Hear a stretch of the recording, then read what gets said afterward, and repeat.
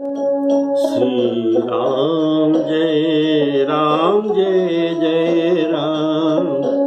श्री राम जय जय राम। श्री राम जय जय राम। श्री राम जय जय राम। श्री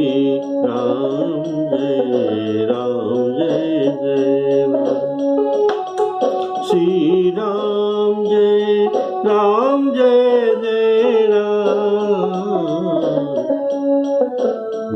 श्री राम जय जय राम। श्री राम जय जय राम। आदरणीय श्रोताओं को सप्रेम राम। श्री राम जी के पावन चरित्र को आपका स्वागत करता। बोलिए श्यावर रामचंद्र की। आपने पिछले प्रवचन में सुना था, रावण एक मानस रोगी है जिसमें काम, क्रोध,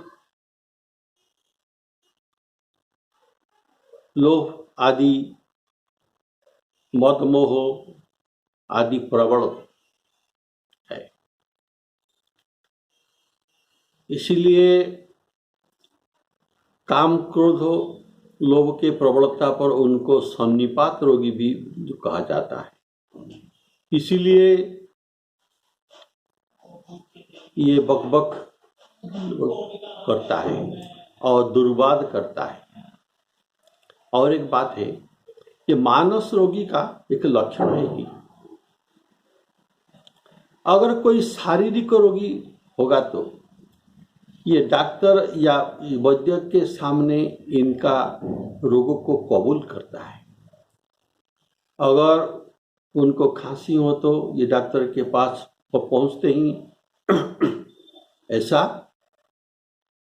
अपना रोग को प्रदर्शन करता है। लेकिन मानसिक रोगी ये अपना रोगों को कबूल करता नहीं। अगर कोई कहेगा तुम बड़ा क्रोधी हो तो ये क्रोधी वाला ये कहेगा मैं क्रोधी नहीं, तुम क्रोधी हो।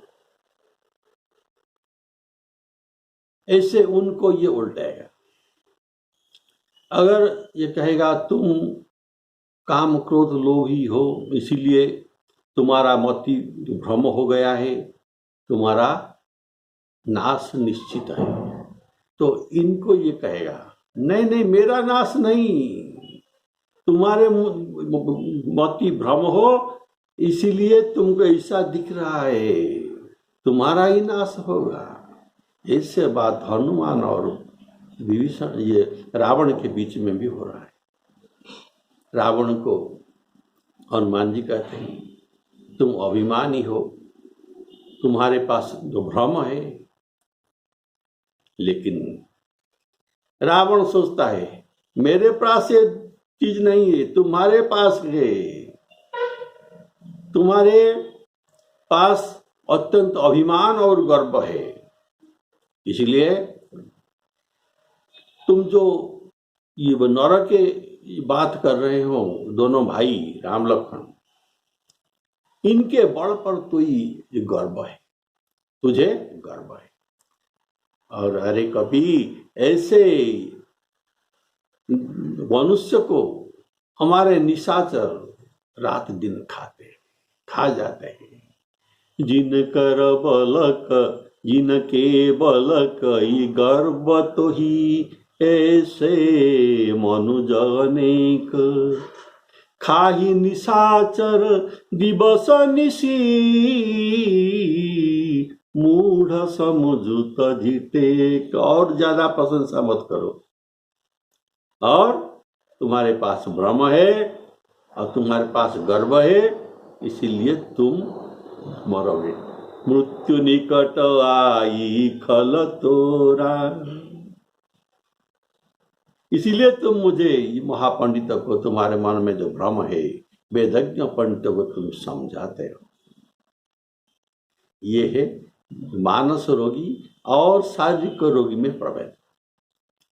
शारीरिक रोगी अपना रोग को कबूल करता है और मानसिक रोगी अपने रोगों को कबूल न करके इसका आरोप ये चिकित्सक के ऊपर करता है। तो यद्यपि श्री हनुमान जी ने अत्यंत हितकर भक्ति, विवेक, वैराग्य और नीति युक्त वाणी कहा, तो भी ये महाअभिमानी रावण बहुत हंसकर हनुमान जी के उपदेश को निरादर करके बोला कि हमें बड़ा ज्ञानी वानर गुरु मिला है। बोले श्यावर रामचंद्र की जय।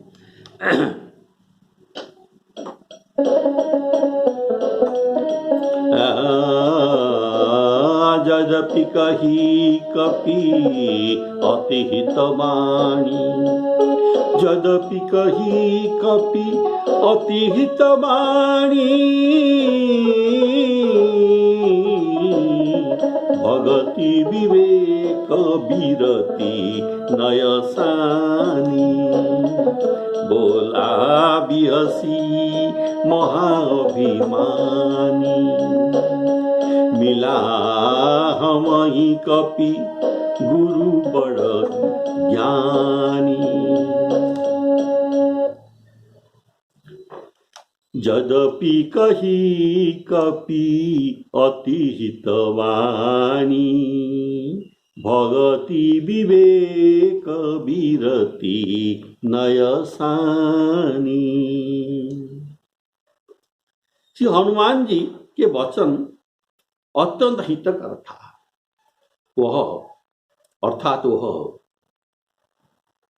तीनों काल में हितकर, वर्तमान, भूत और भविष्य तीनों काल में वह हितकर उपदेश था, धर्मयुक्त था, शास्त्र सम्मत और नीति युक्त वाणी था हनुमान जी का। तत्त्रिकाल हितं वाक्यं धर्म्यं, त्रिकाल हित वाक्यं धर्मम, और अर्थानुजायी च,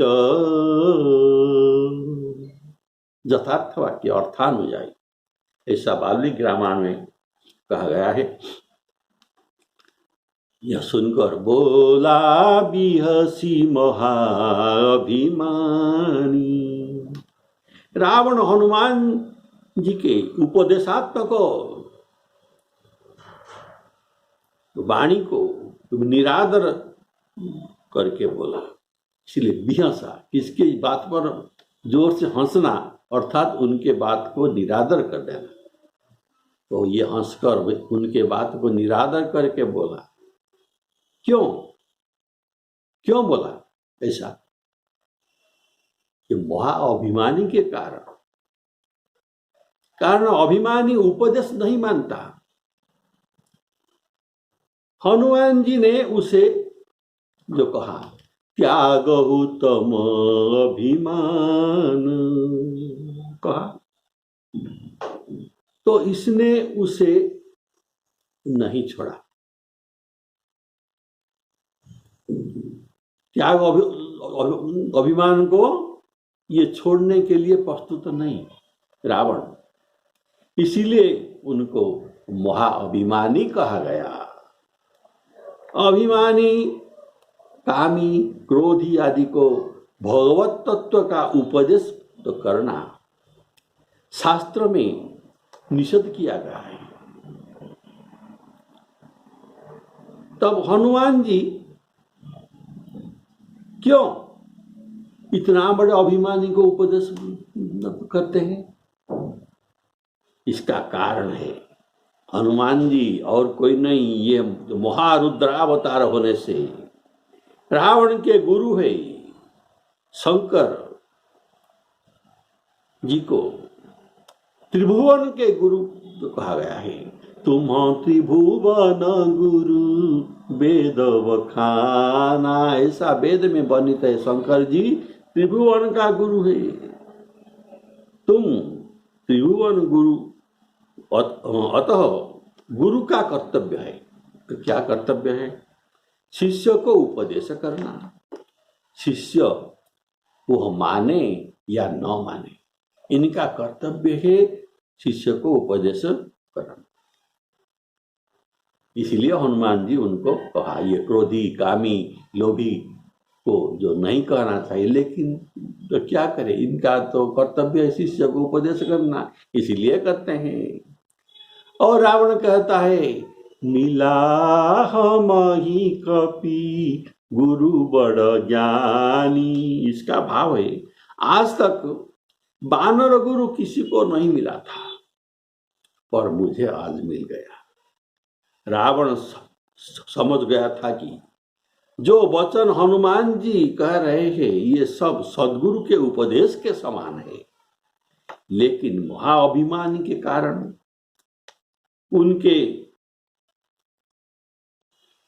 उपदेश में विश्वास और श्रद्धा उनका नहीं था। अगर उपदेश पर विश्वास और श्रद्धा नहीं होगा तो ये उपदेश काम नहीं करेगा।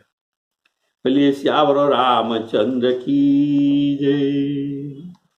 वह खूब हंसा कि ये बानर होकर मुझ जैसे वेदज्ञ पंडितों को उपदेश देता है और कहता है, भजहु राम रघुनायक कृपा सिंधु भगवान। इसका इतना साहस है कि मुझे उपदेश दे। उपदेशो हि मूर्खाणां, शास्त्र में है, मूर्ख को उपदेश देना नहीं चाहिए। उपदेशो हि मूर्खाणां प्रकोपाय न शान्तये।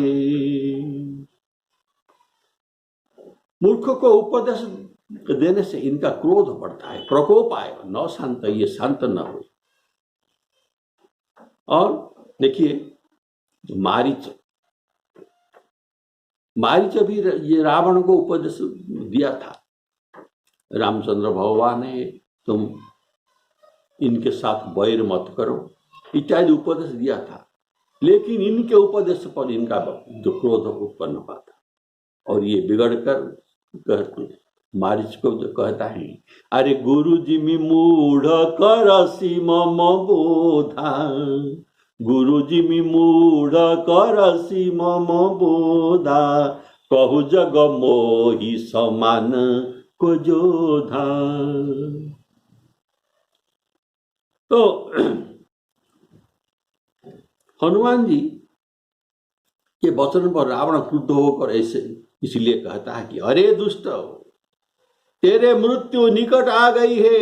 अरे अधम, तू मुझे सिखाना लगा है। हनुमान जी ने कहा कि इसका उल्टा होगा, इसका फल उल्टा होगा। तुमने जो बोला इसका उल्टा होगा, अर्थात तेरे मृत्यु होगी, मेरी मृत्यु नहीं। मैं प्रत्यक्ष जान गई कि तुझे बुद्धि में भ्रम हो गया है। बोलिए श्यावर रामचंद्र की जय।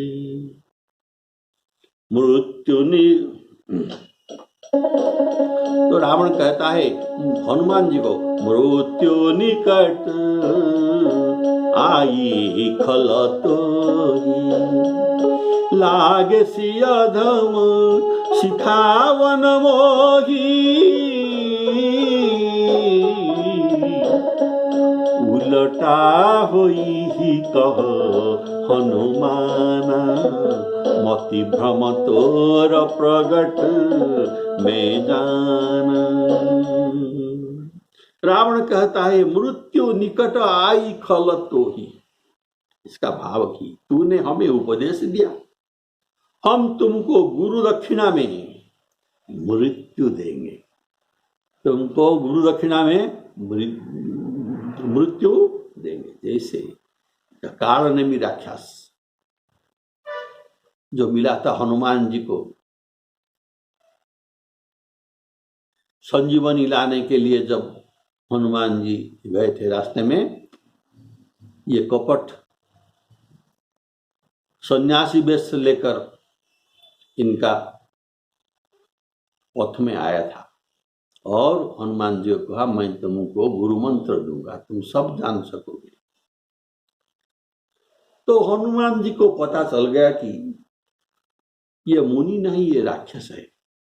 तब हनुमान जी ने तो क्या कहा, कह कपि मुनि गुरु दक्षिणा ले। पहले मुनि गुरु तुम दक्षिणा ले लो, पाछे हम ही मंत्र तुम देहु, इसके पीछे मैं तुम्हारे मंत्र ग्रहण करूंगा।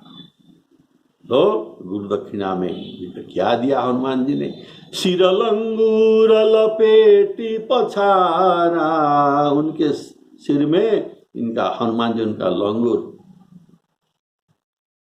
बांधकर इनको घुमा घुमा कर नीचे पृथ्वी में पटक दिया। सिर लंगूर लपेटी पछारा। तो ऐसे अभी रावण कहता है, तुम गुरु बनकर आए हो ना, तुमको मैं पहले दक्षिणा दे दूंगी, दक्षिणा के स्वरूप तुमको मैं मृत्यु दूंगी। बोलिए श्यावर रामचंद्र की। तो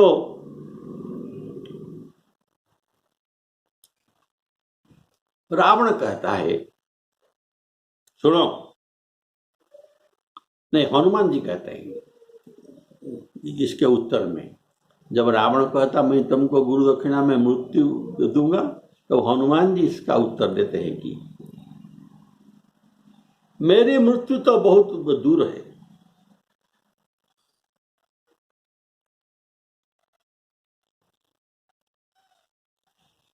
रावण कहता है हनुमान जी को, मेरा मृत्यु बहुत दूर है, और तुझे अभी मृत्यु मैं देने वाला हूं। कहा लागे सी अधम सिखाओ न वही, अरे तुम मुझे सिखाने लगता है। रे कपि अधम मरण बचहसी, रे कपि अधम मरण बचहसी। अरे छोटे बदन बात बड़ी कहसी, श्री राम जय राम जय जय राम, सिखावन मोही का भाव है। रावण जो कहता है तुम सिखावन मोही, तुम मुझे सिखा देते हो, अरे मैंने वेदों पर भाष्य किया है, मुझ जैसे पंडित को एक पशु शिक्षा दे तो इसकी सजा बद्ध है। भाव यह कि हनुमान जी के बुद्धिमानी देखकर रावण इनके किसी का प्रश्न का भी उत्तर न दे सका। हनुमान जी का किसी का प्रश्न का भी रावण उत्तर नहीं दिया। क्यों? उसने समझ लिया कि उत्तर देते ही यह सभा भर में मुझे बेवकूफ बना देगी, ये मुझसे बड़ा चतुर है, तो मुझे ही उत्तर देने में मुझे बेवकूफ बनना पड़ेगा। इसीलिए रावण उत्तर नहीं देता, क्योंकि मैं उनको जो 6 प्रश्न किया था, तुम कौन हो, किसके बल पर तुम अशोक वाटिका ध्वंस किया हो, तुम क्या मेरा ये जस को कान में सुना नहीं, ये सब जो 6 प्रश्न किया था, इसका उत्तर यथार्थ उत्तर हनुमान जी ने तुरंत दे दिया। हमारी सब बात को हनुमान काट डाला, किंतु यह इसीलिए यह बद्ध योग्य है। ये जो बात कहा, रावण का ये निर्णय ये गलत निर्णय था। कारण शिक्षा देना ये मृत्यु का चिन्ह नहीं। कोई किसी को शिक्षा देता है, क्या उनका ये चिन्ह, उनका फल क्या मृत्यु होगा? तुम मुझे क्यों शिक्षा दिया, मैं तुमको मृत्यु देता हूं, ऐसा गलत बात है। हनुमान जी इसे उत्तर में कहते हैं कि तेरे बुद्धि में भ्रम हो गया। हनुमान जी कहते हैं तेरे बुद्धि में भ्रम हो गया, इससे तुझे उल्टा समझ पड़ रहा है। हित अनहित रिपु, हित को अनहित तो समझता है, कारण तेरा बुद्धि में उल्टा बुद्धि है, इसमें भ्रम है। तो मरेगा तो आप, और कहता है मुझको, अर्थात जिनका बुद्धि में भ्रम होता है उसकी मृत्यु हो जाता है।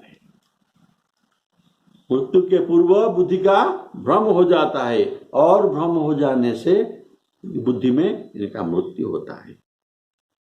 तो जो भ्रम होना ये मृत्यु का चिन्ह है, उसकी मृत्यु होती है, यह मृत्यु का चिन्ह है।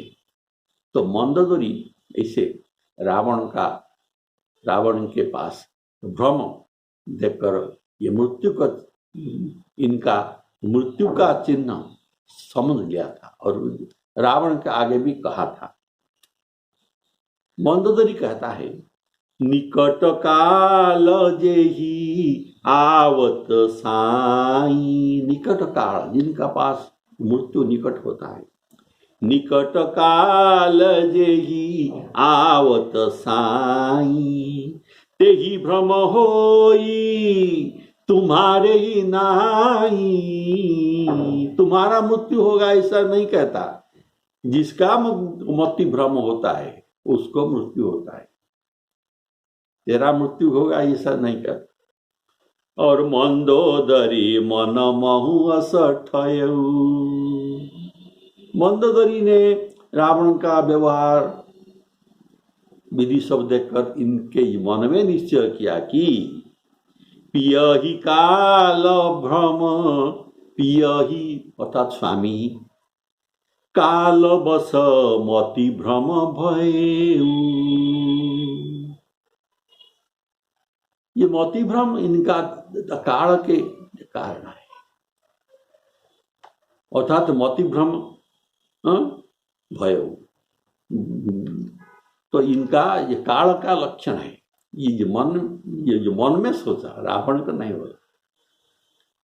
और मंदोदरी हृदय सजाना, तो क्या जाना? अपने अंतर में यह जानता है कि कालवश्य पूजा अभिमान। कालवश्य इनके हृदय में अभिमान जागृत हुआ है। ऐसा मंदोदरी जो कि रावण के स्त्री था, इनका हृदय में भी रावण के बुद्धि में भ्रम ये लक्ष्य किया था। अतः हनुमान जी भ्रम और अभिमान त्याग करने को कहते हैं, दो जो कि सत्य बात है। लेकिन कपि के वचन सुनकर रावण बहुत खिसियाना अर्थात क्रोधित होता है। कारण लज्जित होने पर इनके उत्तर दे न सका, इसीलिए रावण लज्जित हुआ। लज्जित होने पर यह कुपित हुआ और राक्षसों को कहा, इस मूर्खों को प्राण क्यों हर नहीं लेते? तो यह सुनकर निशाचर उन्हें मारने दौड़े। रावण के मुख से यह बात सुनकर निशाचरों ने हनुमान जी को मारने दौड़े। तो ठीक उसी समय विभीषण वहां आकर पहुंच गए। देखिए कितना सुंदर नाटकीय कला गोस्वामी जी ने प्रदर्शन करते हैं। ठीक समय पर ठीक लोग को हाजिर करते हैं।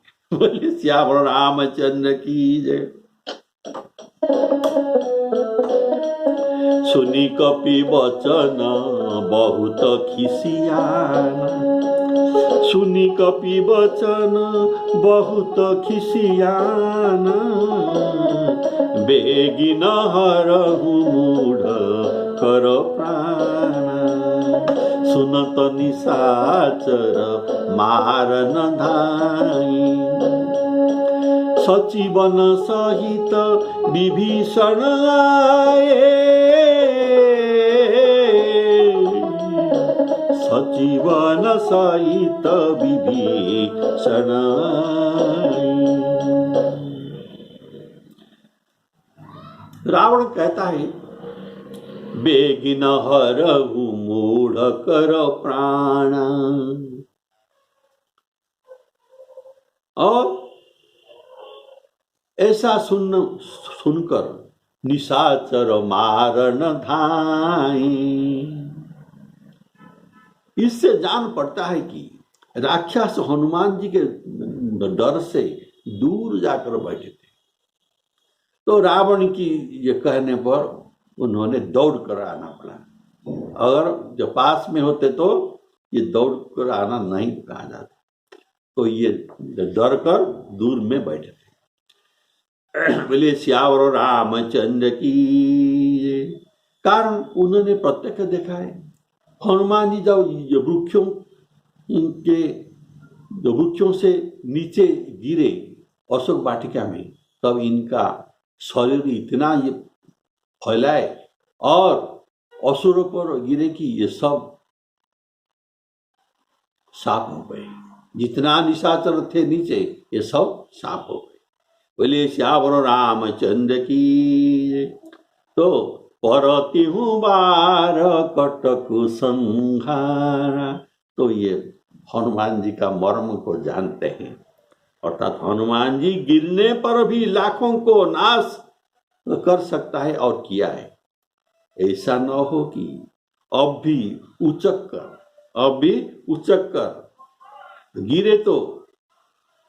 कर गिरे तो हमारे नाश हो जाएगा, इसीलिए ये डर रहे हैं। तो दूर से बैठे थे और रावण के बात सुनकर धाए। वे हनुमान जी के पास नहीं पहुंच पाए, उनके पास पहुंचे नहीं थे कि उसी समय विभीषण वहां पहुंच जाते हैं। ये निशाचरों के पहुंचने से पहले हनुमान वहां विभीषण पहुंच जाते हैं और ये राक्षस को मना कर दिया, ठहरो आओ मत, उनको मना कर दिया। तो ये निशाचर जो ये मारने ये धा रहे थे हनुमान जी को, ये सब ठहर गए। बोले श्यावर रामचंद्र की जय। और उनको मना करने के बाद रावण के पास आए। कौन? विभीषण जी ने। अगर ये पहले रावण के पास पहुंच जाते तो राक्षस हनुमान जी के पास पहुंचकर उनको मारने लगते, इसीलिए पहले मना कर दिया। और ये तो रावण के भाई भी थे, इसीलिए उनको इनके बात को ये मानकर वहां ठहर गए और हनुमान जी के पास नहीं आए। तो विभीषण सदा मंत्रियों के साथ रावण के सभा में आया करते थे। और आगे जो घटना है इसका प्रमाण है। रावण की सभा में जब विभीषण आते हैं तब सचिव संग लेकर आते हैं, और जब जाते हैं तब भी सचिव को संग लेकर जाते हैं। इनके पास सुकर्षण आदि 4 मंत्रियां थे। तो जब ये रावण से पदाघात कर राम जी के शरण में जाते हैं, तब इन मंत्रियों को साथ लेकर जाते हैं। अर्थात राम जी के पास जो पहुंचे, विभीषण एक नहीं था, इनके साथ और 4 भी थे। और इसलिए ये जब आते हैं रावण के पास तब 4 को लेकर आते हैं, 4 मंत्रियों को, और जब जाते हैं तब भी 4 मंत्रियों को लेकर ही जाते हैं। सचिव संगले नभ पथ गए, बोलिए सियावर रामचंद्र की। विभीषण जी का यहाँ ठीक समय पर पहुंचना इसका कारण है। जब ये मारन धा रहे थे, ठीक 1-2 सेकंड के बाद ये निशाचर इनको मारने लगते। तो ठीक इसके बीच में देखिए कितना नाटकीय कला हम ये गोस्वामी जी प्रदर्शन करते हैं। ठीक उस समय विभीषण पहुंचना, ये हनुमान जी का खबर तो कैसे पहुंचे, अर्थात हनुमान जी का प्रति समय का खबर ये बराबर रखते थे। जब ये सुना कि मेघनाद उन्हें बांधकर सभा में ले आया है, तब ये विभीषण जो हनुमान जी का पहले मित्र बन गए थे, तब ये हनुमान जी का सहायता के लिए आए सभा में और युक्ति से उनका सहायता की। कैसे सहायता की? युक्ति के द्वारा। ये पंडित था ना, इसीलिए युक्ति के द्वारा उनके सहायता की। अथवा राम जी के हनुमान जी का सहायता करने के लिए प्रभु के प्रेरणा उनको हुई, तुम अभी जाओ। तो इसीलिए ये ठीक समय पर आकर, ठीक 2 सेकंड के अंतर में आकर हनुमान जी के पास रावण सभा में पहुंच गए। तो रावण को सिर नवाकर उन्होंने बहुत विनती की। विभीषण जी ने रावण को प्रणाम करके बहुत विनती की कि दूतों को न मारिए, यह कर्म करना ये नीति के विरुद्ध है। हे स्वामी, कोई दूसरा साधारण दंड दीजिए। यह सुनकर सभी सदासद एक स्वर में कहते हैं, यह सलाह अति उत्तम है। बोलिए सियावर रामचंद्र की जय। नाई शीस करी विनय बहुता, नाई शीस करी विनय बहुता, नीति विरोधन मारिय दूता, आनंद कछु करिय गोसाई, सबही कहा मंत्र भल भाई। नाई शीस करी विनय बहुत, बहुत विनय करने का कारण उस समय रावण को बहुत क्रोध हुआ था। अतः सामान्य विनय से विभीषण के ये कहना ये नहीं मानता, इसीलिए उनको बहुत विनय करके पहले इनको प्रसन्न किया। बहुत विनय करके विभीषण ने रावण को प्रसन्न किया, इनका क्रोध शांति किया। तब कहा, नीति विरोधन मारिय दूता। ये पहले नहीं कहा, क्रोध के शांति इनके प्रसन्नता हो जाने पर ही कहा, नीति विरोधन मारिय दूता। वाल्मीकि रामायण में ऐसे वर्णन है कि सज्जन कहते हैं कि दूत सब कालों में और सर्वत्र यह अवध्य है। तो वाल्मीकि रामायण में विभीषण का रावण के प्रति जो विनय भाव, इसका वर्णन किया गया है। तो सुनिए, प्रसीद लंकेश्वर राक्षसेन्द्र, प्रसीद लंकेश्वर राक्षसेन्द्र, धर्मार्थ तत्तं वचनं शृणुस्व। मेरा धर्मयुक्त वचन सुनो। प्रसीद लंकेश्वर राक्षसेन्द्र, धर्मार्थ तत्त्वं वचनं शृणुष्व। दूता न विद्या समयेषु राजन्, सर्वेषु सर्वत्र वदन्ति संता। सर्वस्व और सर्वत्र दूत अवध्य है। इसीलिए ये अवध्य है, आप इसको वध कैसे कर सकते हैं? और कहता है कि दूतस्य दुष्टा बहवो ही दंडा, दूतों को दंड देने के लिए मृत्यु दंड के अतिरिक्त तो बहुत सारे दंड भी है, तो उनको दीजिए कोई साधारण दंड, लेकिन मृत्यु दंड आप दे नहीं सकते, ये अनीति है।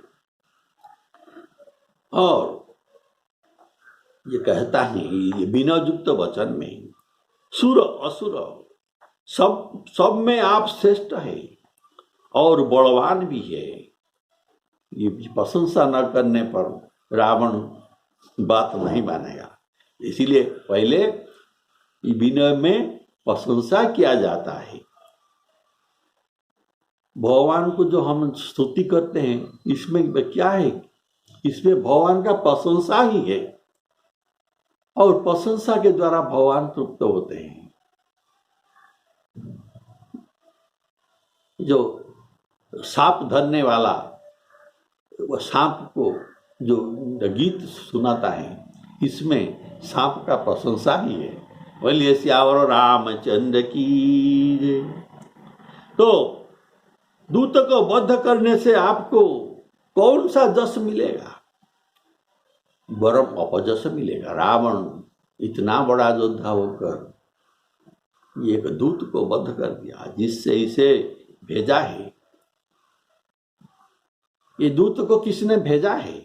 तो इसे दंड देना चाहिए, कारण ये उनका स्वामी, और ये दूत इनके प्रेरणा पर ये जो इनको ये कहने को कहा था, ये उसी वाक्य को सत्य ही प्रकट कर रहे हैं, इसमें कोई बनावटी नहीं है। तो विभीषण ने खड़े खड़े विनय किया, और विनय करके खड़े खड़े चला गया। उनका रावण के पास बैठना नहीं कहा गया। क्यों? अन्य अवसर पर जब ये आते हैं तब रावण के पास बैठते हैं प्रणाम करके, लेकिन अब ये नहीं बैठे, सीधा खड़े खड़े इस समस्या का समाधान करके हनुमान जी को प्राण दंड से बचाकर ये चले गए। ये जब आते हैं तब रावण के पास बैठते हैं। देखिए, अवसर जानी विभीषण भ्राता चरण शीसते ही नावा, पुनि सिरुनाई बैठे निज आसन। निज आसन में सभी समय जो बैठ रहा था, लेकिन अब ये नहीं बैठा। क्यों? इसका कारण है, बैठने का कारण, न बैठने का कारण, हनुमान जी एक महात्मा साधु है। अब प्राण दंड के अलावा दूसरा कुछ दंड रावण देने के लिए को कहते हैं, और ये दूसरा दंड विभीषण जी देखकर ये नहीं सह सकते। बोलिए सियावर रामचंद्र की, इसलिए ये चले गए। बोलिए सियावर रामचंद्र की जय। सीताराम अर्पणमस्तु। आज का प्रसंग यहाँ।